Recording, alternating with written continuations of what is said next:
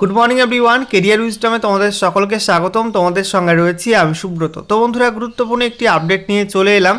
রাজ্যে food supply ডিপার্টমেন্টে অর্থাৎ খাদ্য দপ্তরে আবারও নতুন কর্মী নিয়োগ করা হবে এবং ইতিমধ্যে কিন্তু ভ্যাকান্সি অ্যাপ্রুভ হয়ে গেছে। তো তোমাদের এখানে কোন কোন পোস্টে রিক্রুটমেন্টই করা হবে, কোন কোন পোস্টে কি কোয়ালিফিকেশান লাগবে, সঙ্গে কত বেতন দেওয়া হবে, কীভাবে তোমাদের এখানে অ্যাপ্লাই হবে, সমস্ত কিছু পরপর জানাবো আজকের এই ভিডিওটির মাধ্যমে। চলো বন্ধুরা, ভিডিওটা শুরু করা যাক। আর ভিডিওটি শুরু করার আগে তোমাদের সকলকে জানাবো চাকরি সংক্রান্ত নিত্য নতুন গুরুত্বপূর্ণ আপডেট পাওয়ার জন্য চ্যানেলটিকে সাবস্ক্রাইব করে নিও এবং পাশে থাকা বেল বাটনে ক্লিক করে অল নোটিফিকেশন অপশানটিকে অন করে রাখবে।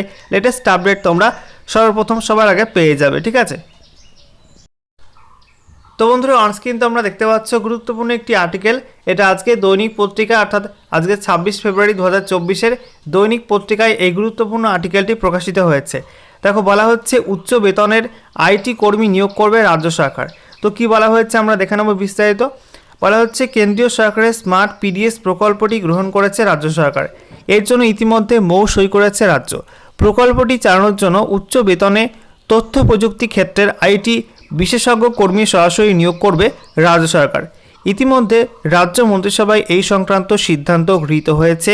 খাদ্য দপ্তরের পক্ষ থেকে চিঠি লিখে পুরো বিষয়টি কেন্দ্রীয় খাদ্য মন্ত্রককে জানিয়েও দেওয়া হয়েছে। তো দেখতে পাচ্ছ বন্ধুরা, ইতিমধ্যে রাজ্য মন্ত্রিসভায় এই নতুন নিয়োগটি গৃহীত হয়েছে এবং কেন্দ্রীয় খাদ্য মন্ত্রকে কিন্তু চিঠি লিখে বিষয়টা জানানো হয়েছে। তারপরে দেখো কি বলা হচ্ছে, ইতিমধ্যে রেশন পরিচালন ব্যবস্থায় তথ্য প্রযুক্তির ব্যাপক প্রয়োগ হয়েছে। এই প্রক্রিয়া আরও উন্নত করতেই স্মার্ট পিডিএস প্রকল্প হাতে নিয়েছে কেন্দ্র। উন্নত প্রযুক্তির ব্যবহারে রেশন পরিচালন ব্যবস্থায় আরও স্বচ্ছতা আনা ও সংস্কারের উদ্দেশ্যে প্রকল্পটি রূপায়ণ করা হচ্ছে।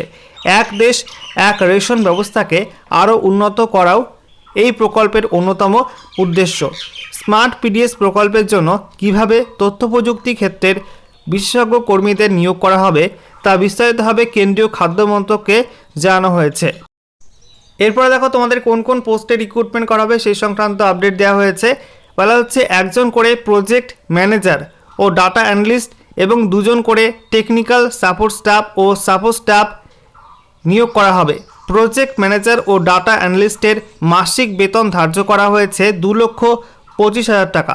বাকি দুই শ্রেণীর কর্মীরা মাসে যথাক্রমে 70 ও 40,000 টাকা করে বেতন পাবেন। কোনো এজেন্সির মাধ্যমে না করে অনলাইনে বিজ্ঞপ্তি দিয়ে নিয়োগ করা হবে। তো দেখতে পাচ্ছ বন্ধুরা, রাজ্য খাদ্য দপ্তরে স্মার্ট পিডিএস প্রকল্পের জন্য তোমাদের প্রজেক্ট ম্যানেজার এবং ডাটা অ্যানালিস্ট পোস্টে রিক্রুটমেন্টই করা হবে। সেই সঙ্গে তোমাদের সাপোর্ট স্টাফ এবং টেকনিক্যাল সাপোর্ট স্টাফ পোস্টে রিক্রুটমেন্টই হবে।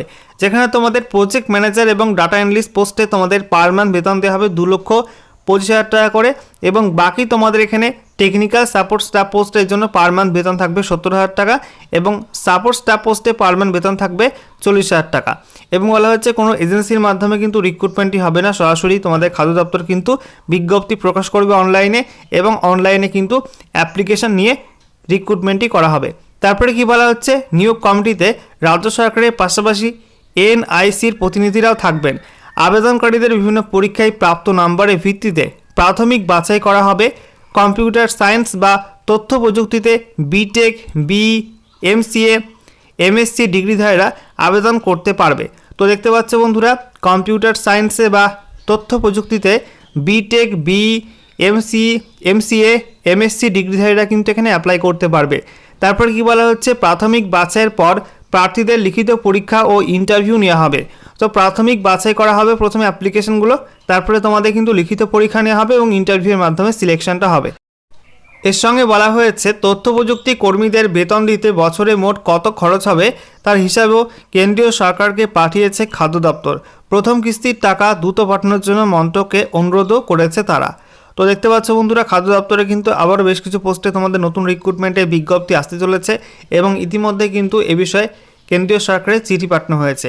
তো খুব শীঘ্র আশা করা যায় এই নতুন নিয়োগের বিজ্ঞপ্তি প্রকাশিত হয়ে যাবে এবং তার অনলাইনে ফর্ম ফিল আপও শুরু হয়ে যাবে। ওকে।